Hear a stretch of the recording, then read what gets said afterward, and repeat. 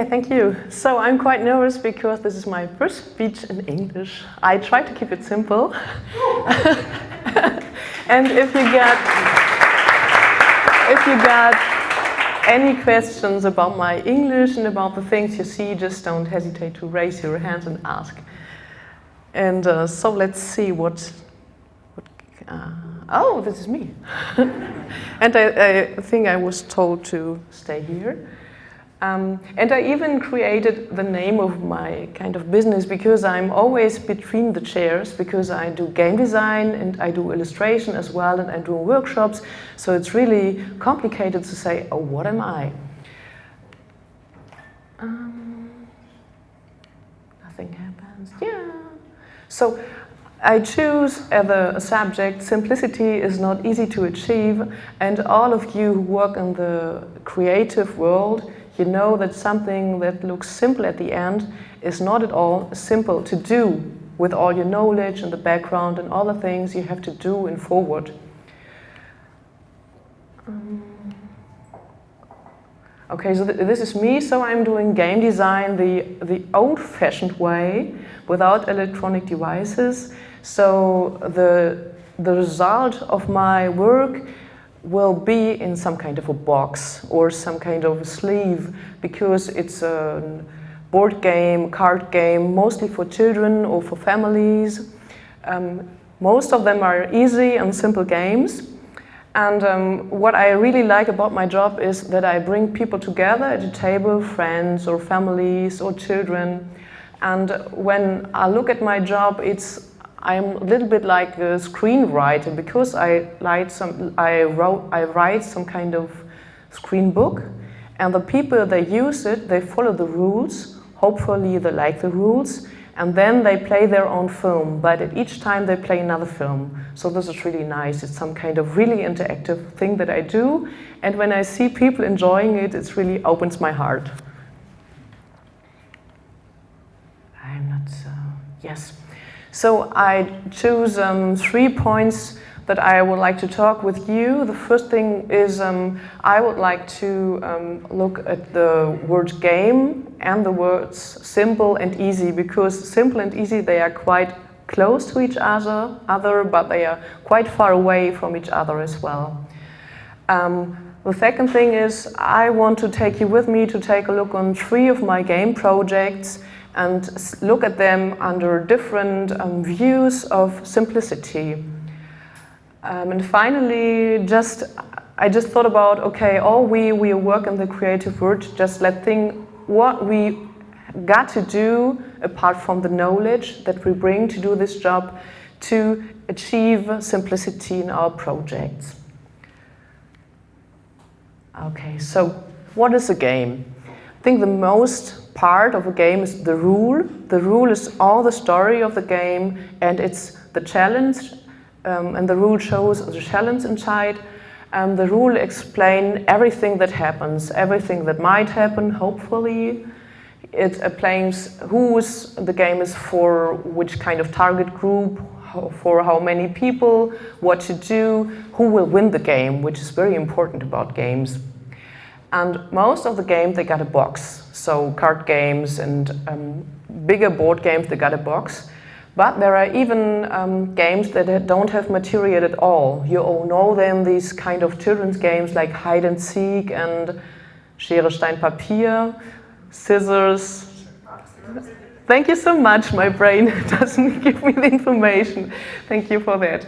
And looking on the words simple and easy, I just thought maybe a game as simple as possible to get as many people into the game and have them fun playing the game. So maybe a game might be easy to get because you already got it in your apartment, or you can lend it in the library or from friends, or someone brings a game with you when you're joining a gaming night. Easy to buy, so this one is about marketing, distribution, localization and pricing. Easy to understand. Well, this is the really big point, because you all know we hate rules. We hate to follow rules and we hate to read instructions. So the easier game is to explain and to play, the easier the people get it and will have fun with it. Easy to learn is maybe the same, but it depends on your knowledge. Maybe if you already know a lot of games, it's easier for you to get into a new rule. Easy to play. This might mean that you don't need a lot of material, that you don't need a lot of space, and you can get all the people in an easy way and in a fast way into the game. Easy to win. Winning is a big point looking on games, and so maybe it's easy for you because it's a game that's based on a lot of luck, so you're the lucky one when you win the game. Or maybe there's knowledge as well, because you have to take care for some strategies inside the game. Easy to take with you. This is a big point when you're traveling around. So maybe the game should be very small so that you can carry it around with you. Make it on your own. So this point is about games without any material, but as well if you might do a game with do-it-yourself stuff that you have around in the apartment, so that you maybe even might play a game without having the game with you. And the last point is a point that comes from a friend of mine. She's Anja, she's here with me. And so we both are a team here in these talks. Really enjoyed, and I would like to thank you, I forgot this, I would like to thank you for these nice events. We joined it for quite a couple of years now, and we really enjoyed being at several places at any time and listening to interesting talks and meeting nice people. So thank you, Creative Morning Berlin, for this. And the point of giving away a game easily, again, is about several points. Maybe you can give it away because it's a gift and you don't like it at all. Maybe there's not enough space in your room and you have to get rid of things. Or maybe, I think this point is mostly about children's games. When the children are too old for a game, you can give it away and you get new games, or you get other stuffs that your children like at a certain age. Okay, so this is it. 21, 22. Yes, okay. So these are the three views that I would like to talk about with you. Three views on simplicity. The first one is designing games for really young children. So we're talking from an age 3 and up. The second point is we will talk about games in a really small box. And the third thing I would like to talk to you is about games who I produced in a really small number of copies. And I got some samples with me, but I'm not sure if I can handle because I only have 2 hands. But let's see, maybe I could take away the small thing then. I can take the clicker if you like. Yeah, perfect. Thank you so much. So please, Jürgen, click one time. Yes.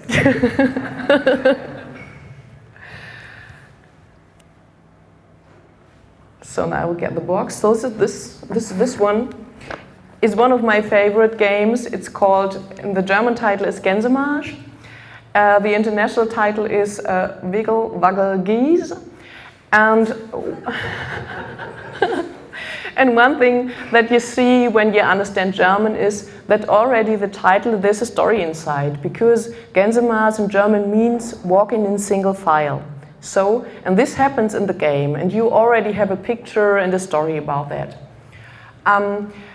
Which is important when you work on games for the really young ones, is you only need a few rules, because the young ones, they start to concentrate, they start to sit at a certain time at the table. There should not be too many things to follow, to memorize, and there should be pictures that show what to do during the day, during the game. There should be no text because they can't read. The components should be not too small. There are really some rules about the size of game material inside. It's even more important when the children are under 2 years. but when they are 3 and up, their small parts are okay inside. And about pictures, there's another thing in these games for the small ones, it should be obvious who wins. So maybe you are at the end of a row, maybe you collect a picture and the picture is fine now, or maybe there's no more treasures to run for and you get the most treasure, but you don't have to count the treasure. You maybe put it in a row, and the one who has the longest row is the winner. And so this one is published by Haber first in 2009, and they reworked it in 2022. Yes, and so what is the game about? The game is a cooperative game. This means that all people, they play together, and you see there are small geese on the cards that show a certain activity. For instance, oh, this is great. For instance, thank you.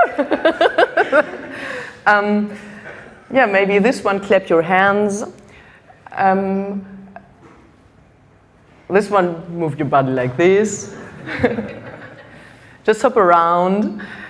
The next one in German is called Fahrradfahren. I don't know if there's a word in English. You put your feet together and you move together. So there are some activities that you do together with other players. And the main activity is the one at this side. This is the Gänsemarsch activity. There, yes! Dexterity, it needs dexterity. This is really important for games, okay. And this activity is the children walk in Gänsemarsch in single file through the room. And this is really a lot of fun because sometimes they take a long time because one child is the leader and the others, they have to follow. So this is really nice. And I said it's cooperative, so the children play all together, but there should be some kind of enemy, someone who's not a friend. And in this game, it's the fox. So the fox is a side of the card. And the aim of the game is that the children should have done all activities just before the fox ran around one time. And if they succeed, they win the game. And there's another special thing about the fox. The fox, so you turn cards. On these cards, there are geese or the fox. If it's the fox, the children, they say fox alert. In German, it's nicer. It's Fuchsalarm. And normally, they don't say it. They shout it. It's really loud. And then they are allowed to run one time around the table. So this is really nice because there are a lot of emotions inside the game. And the children, when they move, they can act out their emotions. And it's really very loud when they play it. And it's really open-hearted when you see the small children play this game. Yes, so this is the view on a game for young children. Maybe let's look at the next one. A game in a small box. You see the size of the boxes there. This is the original size. So really small, like a matchbox. And these games are really new. I met them together with Christoph Kanzler. He's a long-time colleague of mine. We work together for more than 20 years now. And the publisher is Moses. It's a German game publisher. And we were very happy that they asked us to do this whole range of pocket games. And so, obviously, these boxes are small, so you don't have a lot of space for bringing things inside. There's a really low retail price for the products, and there's not a lot of space for the rules. So the rules should be very short, the game should be very easy, and helpfully it's only the German edition, so it's only one language. Mostly the games are in several languages, which takes a lot of space in the rules. And which was nice as well, Moses, they wanted us to put wooden things inside the boxes. So, and when you turn to the next page, I will show you two examples. What we try to do is we try to use the boxes itself for the games. So in this one, the German name is Packesel. It's some kind of classical game. I think it's there are some in the English version. There are some games with a pack mule, I think, or some things with the elephants where you put something on the back. And so this is a game about dexterity. And if you know the German game, you already know what to do in the game. And what we did here, we used the sleeve of the box, and the game is you put 2 fingers inside the sleeve of the box, then you put a wooden thing on the box, and then you pass the sleeve to the next player. And the next player should take the sleeve with 2 other fingers and tries to take it without that something falls down. And then he puts a new thing on the box. So, and obviously the goal of the game is that you get all these things on the box. And the second one that you see there, the German name is Und Tschüss, so it's bye-bye in English, try like this. It's for 2 players, and the special thing is that we use the sleeve and the insert as a row, as a board game row. And you roll the die, and then you move your small items, and the goal is, when you start here, not to get over this. If you are here and you got a 6, you get over it, so you lose this round. And it's in German, I think it's 17 und 4. This is when you know this game, you know what the system is. And there's another thing that the row shortens after each round. So we use the box, it gets smaller from round to round, so the game gets faster. So, and this was a really, really nice challenge. And I got these games with me, so if you want to take a look later or ask something more, we can do so. So the third one is a game in a small number of copies. The German name is Carla Kuchenfee. The story is, I was a small publisher for some years, and we decided to do games only in German language and in a small number of print. So it was about 1,000 copies, which is a small number in the game industry because you need several materials inside. And there, you see there are some cards, and this wooden spoon, and this box there.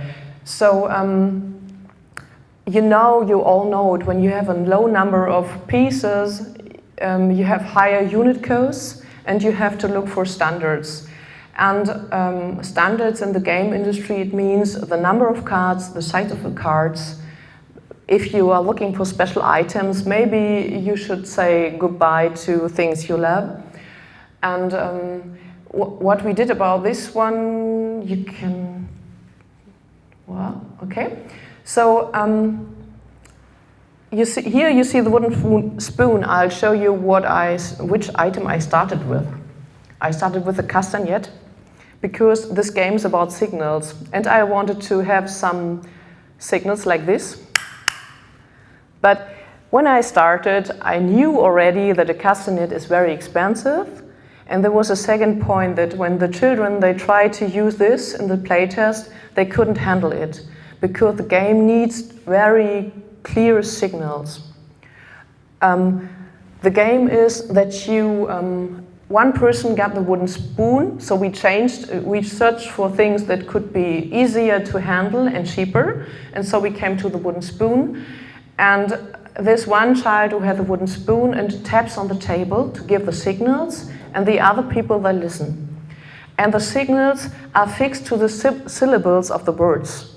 So this is one reason that this game is language-based, and the other language versions that now exist are differ from this one.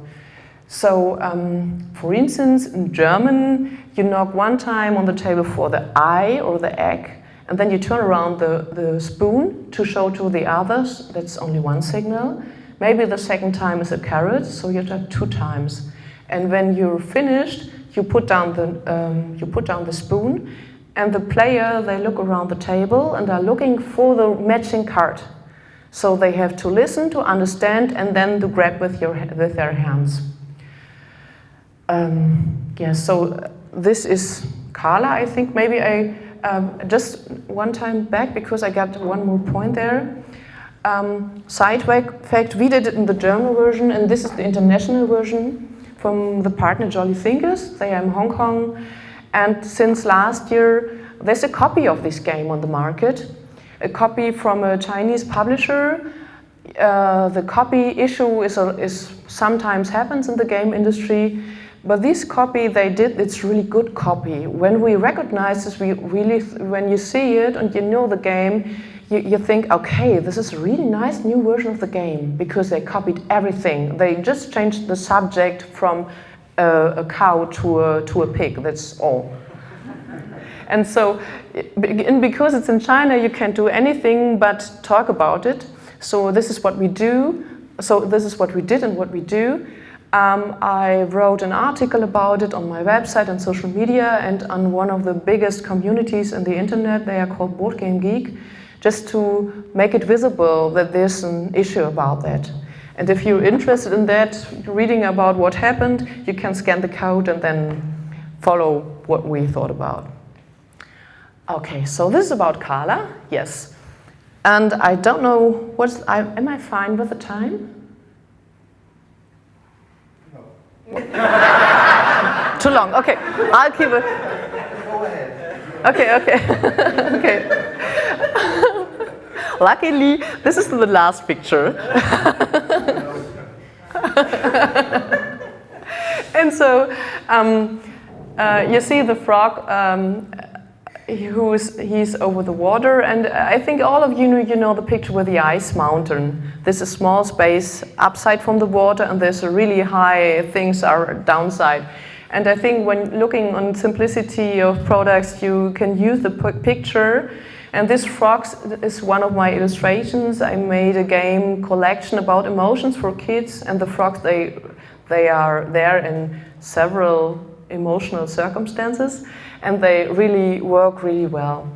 And before it's like this, we have to not only our knowledge, but all of you know we have to handle with procrastination, inner critic, empathy, being diplomatic, rework again and again.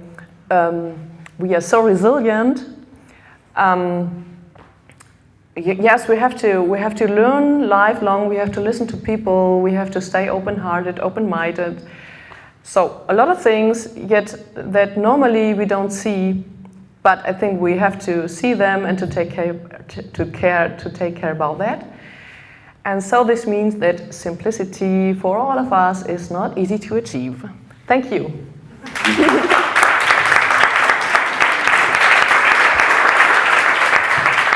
you very much, Anja.